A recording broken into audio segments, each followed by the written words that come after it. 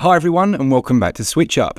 Now today we've got a bit of an exciting one I guess. We've teamed up with Merge Games to advertise their new game, Bramble, which is coming to Nintendo Switch and looks like a beautiful Grimm's Fairy Tale style adventure. If you're at all interested in this one, then do check out the links in the description and the top pinned comment. There's a pre-order discount that goes on until the 10th of May. Yeah, thank you very much to Merge for sponsoring this video. So Bramble, the Mountain King, will be out tomorrow as you are watching this video. And we're going to go through it, tell you what it's all about, and just give you some idea as to what you can expect. So what exactly is Bramble the Mountain King? Well, let's find out.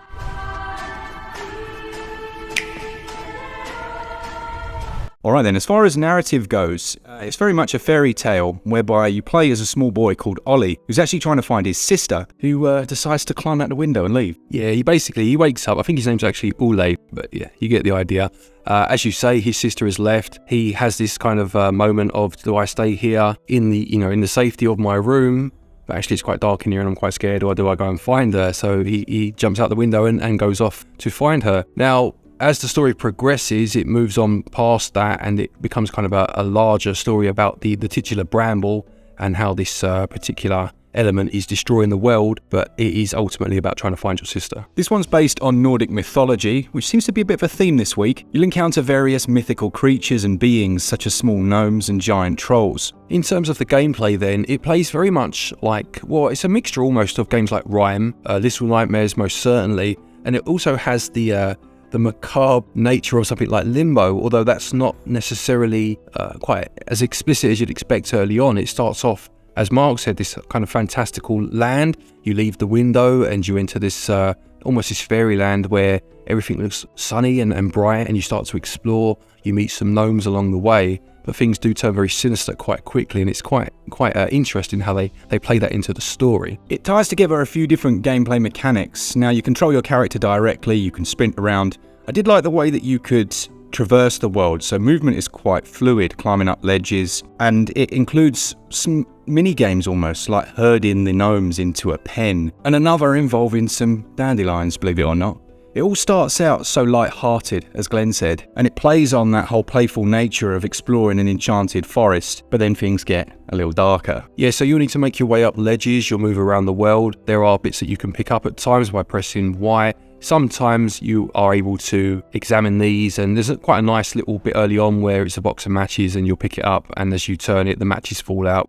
Predominantly though, the gameplay is made up of platforming and puzzling with some stealth thrown in too. There is a little bit of combat, mostly down to the bosses, where it's a case of having to get hit in at the optimum moment when you're prompted to, but having to stay out of the way before that. It's very much a linear experience, a curated tale that you take part in. I guess the question is, how does that gameplay evolve as you play through it? You have some areas that are a little more open. That's why I mentioned Rime earlier, where the camera will be kind of fixed behind you and you can tilt the camera to see what's around. Still a linear experience, but just slightly more open. But the vast majority of it does play out, like I said, a bit like Little Nightmares, where it's left to right or from the bottom of the screen upwards, but you are on a linear path.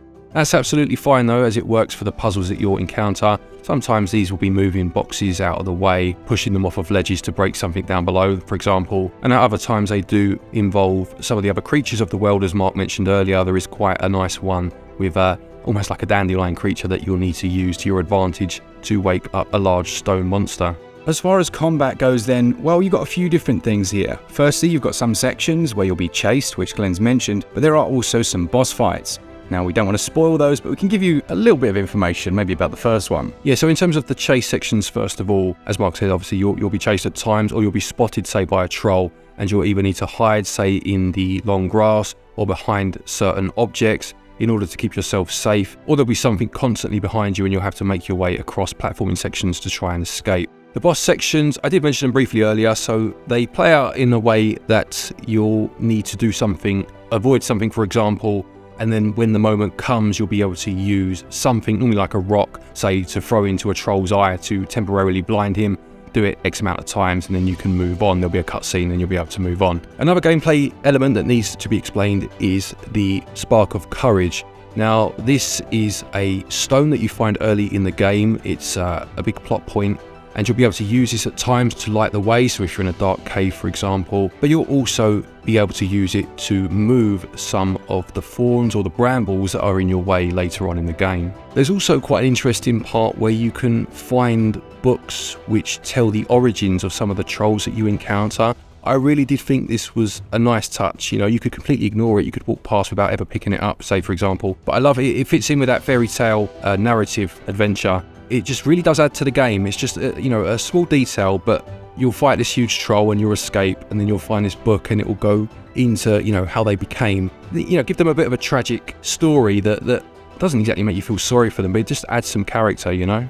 On the technical side then, we're running on the Unreal 4 engine, which has been used numerous times now on the Nintendo Switch. It uses dynamic resolution scaling, and that allows it to provide a lot of the effects that you'd find perhaps on more powerful consoles. Things like real-time lighting, a texture resolution that looks reasonable, but there are a couple of artifacts, predominantly around the character when they're moving, transitioning from shadow to a light place. You can see that up-resed pixelation that does occur. For the most part though, I would say it's a nice looking image. And it's worth us mentioning that the build that you're seeing here is actually the original release. There is a day one patch coming that should improve both the visuals as well as the overall performance. Yeah, aside from the technical side though, just in terms of pure aesthetics, I really did like the world that this game built. Now, obviously it's based on Nordic mythology, as we mentioned earlier, and it's quite interesting how that's handled. There's one moment in particular where you have a bad night, let's say, you know, things are chasing you. It's one of those where, you know, morning comes, and obviously if you know anything about trolls in particular and what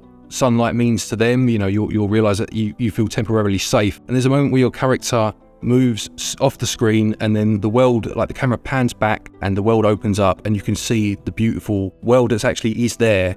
And you see the other creatures of the world. There's a huge deer in the background, a massive hedgehog, and it just looks wonderful again. And you have almost this like the despair of the night and then the beauty of the morning. And there's a song that kicks in at this moment. I will play something now, and it just catches the moment perfectly. It's a really quite beautiful moment.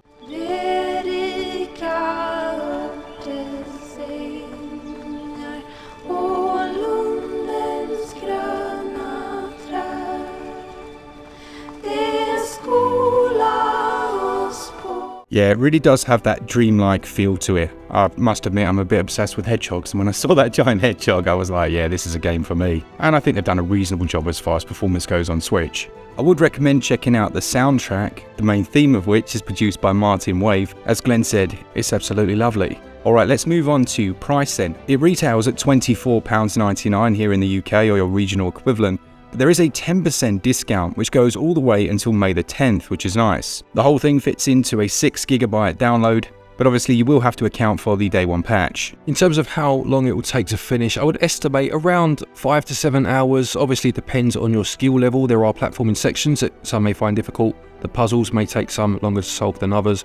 But I would say that's a fair estimate. It also has a physical release which you can pick up too. What we'll do is pop a link to the pre-order discount in the top pinned comment in the description so you can go check it out for yourself. But it's been quite a nice one to cover, honestly. If you have any questions, do let us know down in the comments. We'll be giving away a copy of this one. Yeah, just let us know your thoughts. A big thanks to our Patreons and our members, and to all of you that enjoy the content on the channel. Remember, our loyalty scheme is now live. In a nutshell, very much like Nintendo's coins, you can buy your eShop credit and you can earn savings on the website and then use your eShop credit as normal and still earn the classic Nintendo Gold coins. Another big thank you to Merge Games for sponsoring this video. We hope you enjoyed it. Take care, and until next time, happy gaming.